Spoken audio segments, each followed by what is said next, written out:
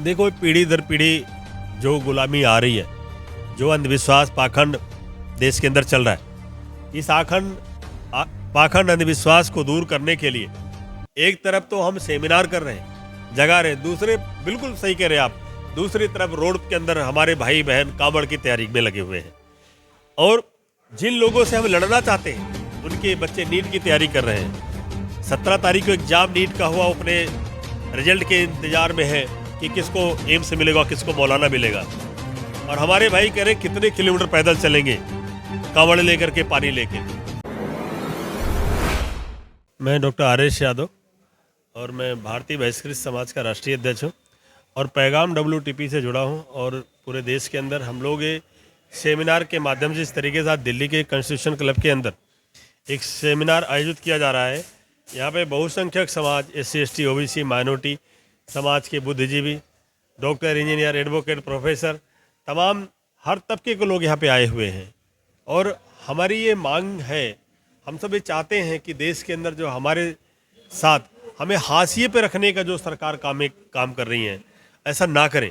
क्योंकि ये एक बड़ा तबका पूरे देश के अंदर OBC समाज है, SC समाज है, अल्पसंख्यक समाज के लोग हैं, वहाँ पे हम लोगों को कहीं भी जगह नहीं मिल रही है। हम कह रहे हैं हमारी जाति जनगणना कराओ, सरकार मना कर देती है, इसे इग्नोर कर रही है। हम कहते हैं कि बैलेट पेपर से चुनाव हो, तो सरकार नहीं कराना चाहती है। इसे डर पता नहीं क्यों लगता है कि जाति के नाम पर पाखंड अंधविश्वास तो फैला रही है, जाति के नाम पे लोगों को तो बांट रही है। लेकिन जब जाति जनगणना की बात करो कि किसकी कितनी संख्या है, किसको कितना हक मिला है, किसको कितना हक नहीं मिला है, सरकार बिल्कुल घबरा जाती है और इस बात को लेकर के सदन में मजबूत आवाज नहीं उठती। और रही बात संसद के अंदर, हमारे बहुसंख्यक समाज के अंदर जो सांसद हैं आज पार्लियामेंट के अंदर बैठे हैं, उनकी तादाद कितनी भी कम है, लेकिन वो भी हमारी आवाज़ को नहीं उठा पा रहे। और कैबिनेट मंत्री जो भी आज कैबिनेट के अंदर है, या संसद है, या मुख्यमंत्री है, SC ST OBC माइनॉरिटी है, वो हमारी आवाज़ को उठा नहीं पा रहे। इसलिए हमें मजबूर होकर के हम लोगों को इस तरीके से सेमिनार करना पड़ रहा है, समाज को जागरूक करने का काम कर रहे हैं। दूसरी न्यायपालिका के अंदर भी हम लोग को हिस्सेदारी नहीं मिल रही है। कई बार हम लोगों को देखने को मिला, पूरे देश को देखने को मिला है, न्यायपालिका हमें वो न्याय नहीं दे पा रही है, हमारी हिस्सेदारी नहीं है। हम लोगों के अंदर चीफ जस्टिस कितने हैं सुप्रीम कोर्ट के अंदर, हाई कोर्ट के अंदर कितने जज हैं हमारे। जिस तरीके से देश में हमारी संख्या है, हमारी हिस्सेदारी हमें नहीं मिल रही है, हमारा अधिकार हमें नहीं मिल रहा है। और मैं सरकारी ठेकों के अंदर जो लोग सरकारी ठेके लेते हैं, उनमें सारे जो है यही जो पीढ़ी दर पीढ़ी लेते आए हैं, इन्हीं लोगों के ठेके हैं। कोई SC ST OBC माइनॉरिटी के लोग वो ठेकेदार नहीं बन सकते, क्योंकि उनका एक तरीके माफिया राज चल रहा है। कोई उसमें अगर कोशिश करता है तो उसको डराया जाता है, धमकाया जाता है, या तो उसके अंदर कोई कमी निकाल करके उसको रद्द किया जाता है, उसको मतलब वो ठेका नहीं मिलता। बहुत सारे जहाँ पे खड़े हो MCD NDMC का एरिया है, NDMC में बहुत सारे ऐसे ठेके हैं जो पीढ़ी दर पीढ़ी उन्हीं को मिलता आ रहा है, किसी और को नहीं मिल रहा है। MCD है, ऐसे रोड के काम है, बिल्डिंग कंस्ट्रक्शन के काम है, बड़े बड़े फ्लाईओवर है, ब्रिज है, एयरपोर्ट है, स्टेडियम है, तमाम तरीके के इस तरीके से बड़े बड़े ठेकेदारों ने सैकड़ों सालों से उस पर कब्जा कर रखा है, दूसरों को जगह नहीं दे रहे हैं। इस तरीके से इसमें न्याय कब मिलेगा? बहुसंख्यक समाज के लोगों को न्याय कहाँ मिलेगा? और मीडिया है, बड़ी मीडिया हमारी आवाज को नहीं उठाती। हमारे आप जैसे भाई बहन हम सबकी आवाज को उठाते हैं, सोशल मीडिया पे चलाते हैं, ये आवाज कुछ दूर तक जाती है।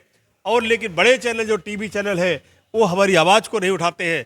वो सांप ससुंदर की लड़ाई दिखाएंगे और तमाम तरीके के छोटी छोटी चीजें रोड पे दिखाई देंगे, लेकिन आपको जब हमारे ऊपर बेटी बहनों के साथ अत्याचार होता है, उनके साथ शोषण होता है, उनकी हत्याएं होती है, उनके हक अधिकार के लिए जब हम सड़कों पर उतरते हैं, किसी चीज को दिखाना नहीं चाहते। तो हमें चाहते हैं आपके चैनल के माध्यम से, आप सभी के प्रयासों से ये हमारी आवाज पूरे देश के अंदर जाए। और मैं अपने बहुसंख्यक समाज को ये बात जरूर कहना चाहूँगा, जब हम सेमिनार में आते हैं, जब हम मीटिंगें करते हैं, जब हम संस्थाओं में जाते हैं, हम किसी भी पद में होते हैं या मुझे कोई इनवाइट करता है, एक सामाजिक संगठन के चलाते हैं या सामाजिक संगठन का सहयोग करने के लिए आते हैं, हम लोगों के अंदर बाबा साहब का नाम लेकर के हम लोग बोलते हैं, बाबा साहब के विचारों पे चलने का प्रयास करते हैं। तमाम महापुरुषों की बात करते हैं, लेकिन जब इलेक्शन आता है, जब विधानसभा का इलेक्शन आता है, जब लोकसभा का इलेक्शन आता है, जब निगम के इलेक्शन आते हैं, कोई भी इलेक्शन आता है, जब वहाँ हम कहाँ चले जाते हैं? हम क्यों भूल जाते हैं कि हमें अपने बहुजन समाज को वोट देना है, हमें अपने लोगों को ऊपर उठाना है जो हमारी रात दिन की लड़ाई लड़ रहे हैं। अभी हमने उत्तर प्रदेश में लंबुआ विधानसभा 190 से हमने चुनाव लड़ा। मैंने देखा कि तमाम लंबुआ विधानसभा में तमाम संस्थाएं हैं जो बाबा साहब के मिशन पे काम करती हैं, जो पूलन देवी के मिशन पे काम करती है, पेरियार के मिशन पे काम करती है, लल्लू यादव के मिशन पे काम करती है, तमाम काम करती है। लेकिन जिस दिन वोटिंग होती है उस दिन बाबा साहब का मिशन कहाँ चला जाता है? क्यों भूल जाते हो वहां पे? क्योंकि हमारे लोग इसका मतलब पूरी तरीके से तकलीफ को समझ नहीं पा रहे हैं। या तो पढ़े लिखे तो है लेकिन जागरूक नहीं है, शिक्षित तो है वो, लेकिन जागरूक नहीं है। उनके अंदर कहीं कहीं चेतना की कमी है। उन्हें हमें इसी तरीके से सेमिनार के माध्यम से जगाना पड़ेगा, हमें गांव में जाना पड़ेगा। ऐसे जिस तरीके से हम बहुसंख्यकों की हकमारी रोकने के लिए वाजिब हिस्सेदारी के आज यहाँ पे खड़े हैं, ऐसे गांव गांव हम जिले जिले में जा करके हम लोगों के सेमिनार आयोजित करने पड़ेंगे और हमें ये कहना पड़ेगा कि हम बहुसंख्यक समाज को ही वोट देंगे, हम उसे ही जिताएंगे। अब बात आती है जातिवाद की कि तुम जातिवाद कर रहे हो। हम कह रहे हैं कि हमारे लोगों को हमारे नेता भी वोट टिकट नहीं दे रहे क्योंकि हमारे लोगों के पास पैसे नहीं है। आज टिकट को लेकर 5 करोड़ 3 करोड़ रुपए चल रहे हैं, रेट चल रहे हैं, 10 करोड़ 20 करोड़ रुपए चल रहे हैं। तो हमारे बहुसंख्यक समाज गरीब तबका है, इसके पास लोग पढ़ तो लिए लेकिन पैसा नहीं है। तो पैसे ना होने के बावजूद इन लोगों को टिकट भी नहीं मिलती, अच्छे लोगों को अनदेखा किया जा रहा है। तो इसमें हम लोग जागरूक कर रहे हैं और समाज को इकट्ठा कर रहे हैं। निश्चित रूप से बहुत जल्द बदलाव आएगा। आने वाले 2024 के अंदर एक क्रांति आएगी और बहुसंख्यक समाज जागेगा, अपने को पहचानेगा और अपने को वोट देगा। और इस लड़ाई हम आखिरी दम तक लड़ेंगे। सर, जैसे ये हकमारी रोकने की और उस मतलब अपने हिस्से की बात की हम बात करें तो क्या आपको लगता है कि ओबीसी समाज हो गया, जैसे एससी एसटी का है तो एक बड़ा तबका जागरूक कहा जाता है कि एक बड़ा तबका जागरूक है, लेकिन उसके साथ क्या ओबीसी जो लोग जो समुदाय है जो लोग हैं वो लोग भी जागरूक हैं? क्योंकि अधिकतर हम देखें तो कावड़ लेने कौन जाता है, हम ही लोग जाते हैं। तो इसके बारे में आप क्या कहें? देखो, पीढ़ी दर पीढ़ी जो गुलामी आ रही है, जो अंधविश्वास पाखंड देश के अंदर चल रहा है, इस पाखंड अंधविश्वास को दूर करने के लिए एक तरफ तो हम सेमिनार कर रहे हैं, जगा रहे हैं, दूसरे बिल्कुल सही कह रहे हैं आप, दूसरी तरफ रोड के अंदर हमारे भाई बहन कांवड़ की तैयारी में लगे हुए हैं। और जिन लोगों से हम लड़ना चाहते हैं उनके बच्चे नीट की तैयारी कर रहे हैं। 17 तारीख को एग्जाम नीट का हुआ, अपने रिजल्ट के इंतजार में है कि किसको एम्स मिलेगा किसको मौलाना मिलेगा। और हमारे भाई कह रहे कितने किलोमीटर पैदल चलेंगे कांवड़ लेकर के, पानी लेकर। खैर, इन चीज़ों में फ़र्क है, जागरूकता आई है, लेकिन ये सरकार अंधविश्वास की तरफ धकेलना चाहती है। पहले ये कांवड़ यात्रा इतनी तेजी से नहीं होती थी। आज पैसे वाले लोग, उद्योगपति लोग सड़कों पर कांवड़ लगा रहे हैं। कभी गरीबों की पढ़ाई के लिए लोग कांवड़ नहीं लगाते, इस तरीके से पंडाल नहीं लगाते। किसी बेटी की पढ़ाई, अगर नीट में बच्ची आ जाती है, बेटी आ जाती है, बेटा आ जाता, गरीब के बेटा है, एक पंडाल लगा दे और लोग पैसा इकट्ठा करके बोले कि भी इसका एमबीबीएस में एडमिशन करा देते हैं। इसको आईएएस आईपीएस के लिए, इंटेलिजेंट बच्चा है, इसका आईएएस आईपीएस के लिए राजेंद्र नगर या कहीं भी इसकी कोचिंग करा देते हैं। ऐसे काम नहीं करते लोग। ये लोग चाहते हैं कि लोग जागरूक ना हो, लोग शिक्षित ना हो, लोग राम के नाम पे, धर्म के नाम पे, पाखंड नाम पे, कांवड़ के नाम पे लोग आपस में जो है इन्हीं में दबे रहे। लेकिन हमें निकालना पड़ेगा। कहीं ना कहीं हम लोगों की भी कमियां हैं। हम लोग कॉन्स्टिट्यूशन क्लब तो बुक कर लेते हैं, यहाँ पे सेमिनार आयोजित कर लेते हैं, यहाँ पे इंटेलेक्चुअल लोगों को बुला भी लेते हैं, लेकिन ये ताकत जो गांव में जानी चाहिए, जो जिले गांव ब्लॉक के अंदर जा करके, जहाँ पे एक बड़ा तबका जागरूक नहीं है, शिक्षित हो गया है लेकिन जागरूक नहीं है, उसे जागरूक करना चाहिए, उसे कोशिश करनी चाहिए। हम प्रयास कर रहे हैं कि हम कामयाब हो और इस पर पूरी लड़ाई चल रही है। लेकिन वाकई बड़ी दुख की बात है कि जहां एक तरफ उनके बच्चे आईएएस आईपीएस डॉक्टर इंजीनियर बनने की कोशिश कर रहे हैं, वहां हमारे बच्चे हाथ में कमंडल लेकर के और कंधे पर लकड़ी बांध करके वो सोच रहे हैं कि शायद मेरा भविष्य इसमें है। लेकिन उनको नहीं पता कि तुम्हारे भविष्य खराब करने के लिए सड़कों पे लोग आए हुए हैं। तुम्हें नीट से रोकना चाहते हैं, तुम्हें एम्स से रोकना चाहते हैं, तुम्हें मौलाना मेडिकल कॉलेज से रोकना चाहते हैं। ये समझ जिस दिन आ जाएगी उस दिन समाज निश्चित रूप से आगे बढ़ेगा।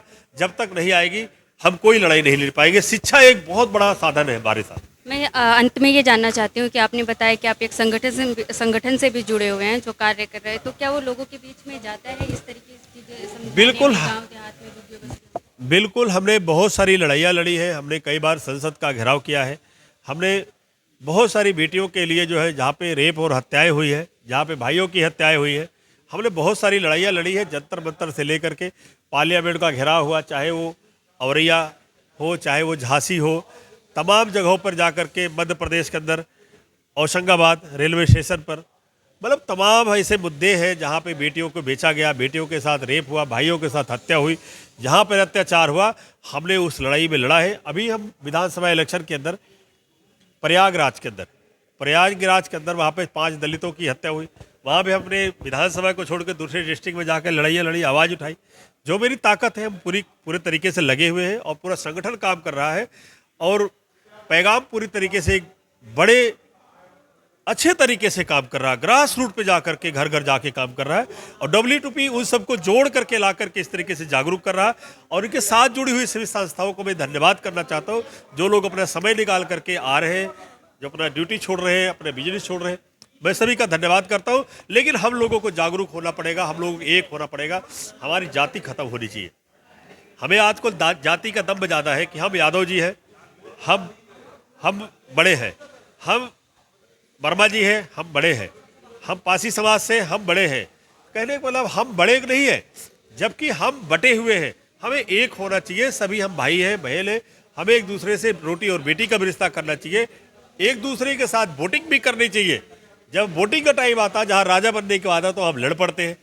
जब इकट्ठे होकर पूड़ी खाने की बात आती है,